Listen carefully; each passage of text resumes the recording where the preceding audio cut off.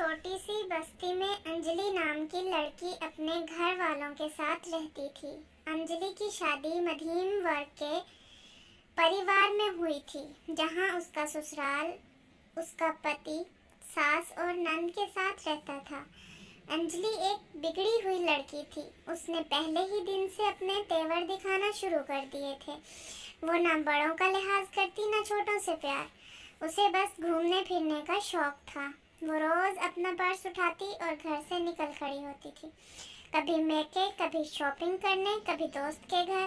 اس کا روز کا یہی معمول تھا۔ وہ اپنی ساس اور نند سے سارا کام کراتی تھی، اور کبھی کبھی تو اس کا شوہر بھی گھر کے کام میں اپنی ماں اور بہن کی مدد کرتا تھا، مگر اس کو شرم نہیں آتی تھی۔ گھر کا کوئی فرد اسے کچھ نہیں کہتا تھا، کیونکہ انجلی کی ساس بہت اچھی تھی۔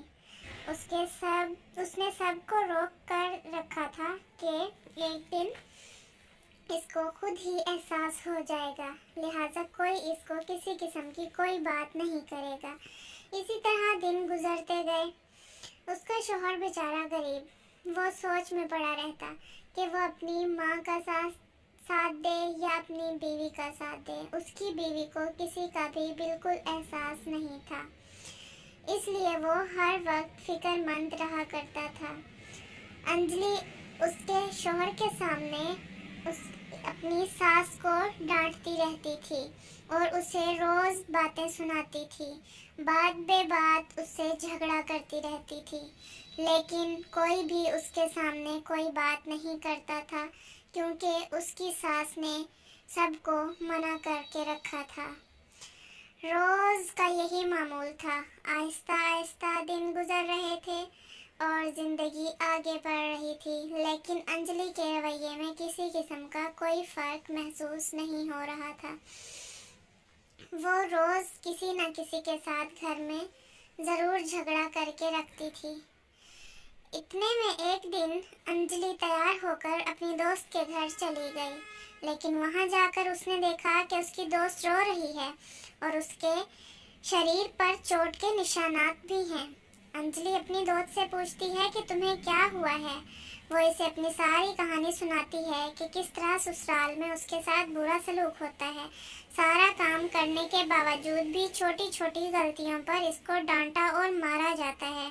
یہ کہہ کر وہ پھر سے رونے لگتی ہے، لیکن انجلی سوچ میں ڈوب جاتی ہے کہ میں تو کوئی کام بھی نہیں کرتی، اور پھر بھی میرے سسرال اور شوہر میرے ساتھ کتنے اچھے طریقے سے رہتے ہیں۔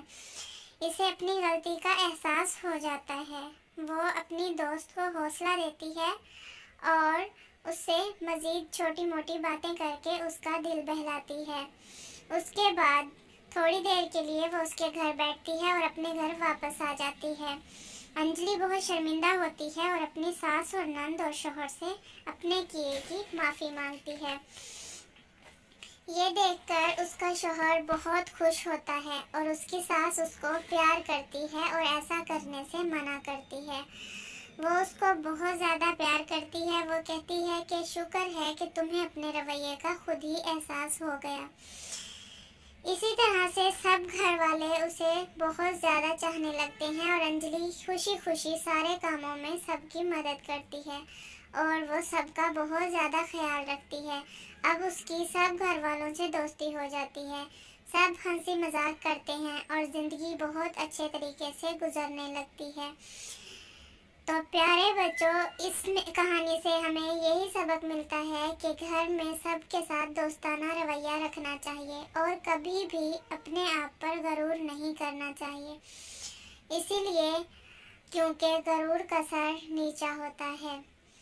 اسی طرح سے ایسی مزید ویڈیوز اور کہانیاں دیکھنے کے لیے میرے چینل کو سبسکرائب کیجیے، لائک کیجیے اور بیل آئیکن کو پریس کیجیے۔